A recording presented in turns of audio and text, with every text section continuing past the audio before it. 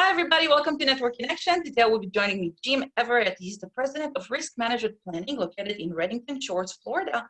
Hi, Jim. How are you today? I'm well, and yourself? I'm great. I'm great. All right, so let's jump right in. So, Jim, well, tell us a little bit about what you do. So I started risk management planning a number of years ago to meet what I kind of felt was an unfulfilled need. I find in working with clients in the insurance business for many years that there's a lot of overlap, particularly with business owners. Business owners are really wonderful at running their business, but they're very terrible about commingling risk, and they create a lot of problems themselves unknowingly. So I just kind of naturally worked into that aspect of the business and helping people look at all of their insurance as a portfolio, and then making sure that it was doing what it needed to do to protect them and their assets. So that's what risk management planning does. Gotcha. So, is there something very specific about what you do that separates you from other, obviously, insurance companies? I think I use the term portfolio a lot for what I do in reviewing what I call a person's insurance portfolio. And very few people do that. They'll call somebody and go, hey, I need to get a quote on my auto insurance, or hey, my homeowner's insurance is expiring, or hey, I got to get insurance for my business. And nobody ever looks at all of them at one time. And I found that it's very important to do so, because I've had clients that have gotten into trouble by not doing that ahead of time. And then I've also saved clients by having them make changes. I had one client that would have had a very expensive result if they had not put into place some of my suggestions before they had an accident. Perfect. So you kind of gave an example of a client that, you really helped them. Do you have a favorite customer service story? Somebody you saved them millions of dollars or something along these lines? I'll use that as an example. So this client, I'll be a little generic to save the identity of the guilty, but so this client has a very large, successful, multi-million-dollar business. So what he did was his cars were insured or titled in his name personally and his company's name personally. And this included the cars that his two children drove. So I had a conversation with him and I said, well, I wouldn't advise that. You either need to insure them in the company name and have everything insured on a commercial auto policy with an excess liability policy to make sure you have enough coverage if something happens, or you need to move the kids off on their own policies and title the vehicles in their name and then just have your company vehicles. Well, he did the latter. Well, about 6 months later, one of his kids rear-ended somebody while she was texting on the phone. And she was driving a very expensive car and she hit a very expensive car.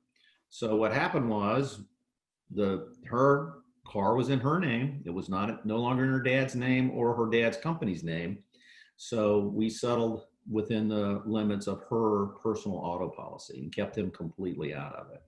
But any good personal injury attorney, if it had been still titled under his business name, They would go all out. It would have been a multi-million-dollar settlement. Wow. Yeah. I'm sure the guy is like a loyal customer for life. Oh, he is. I insure everything he has. And he recommends me to everyone as well. So, yeah.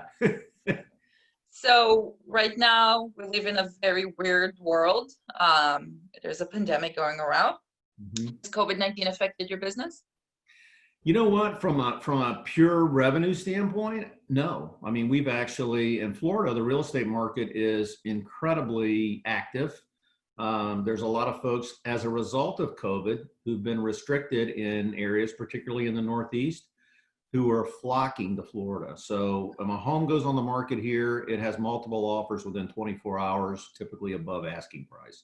So, and of course, we write a lot of home insurance, and we have a lot of relationships with mortgage brokers and real estate agents who are great referral sources, by the way, for us. And so our revenue has actually gone up.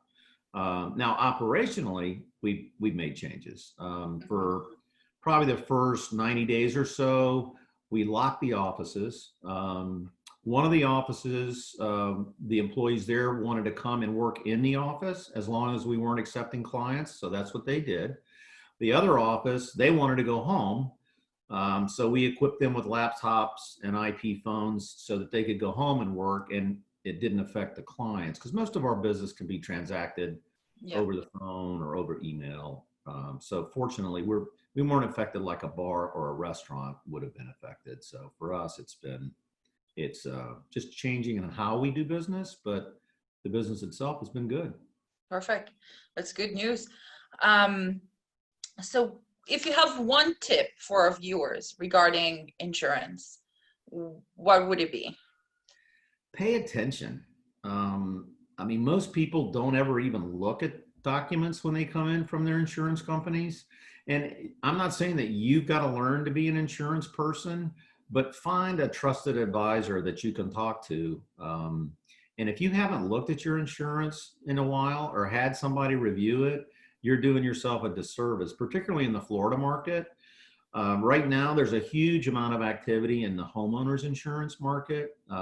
Most of the Florida-based carriers here have filed substantial rate increases, some as high as 30%.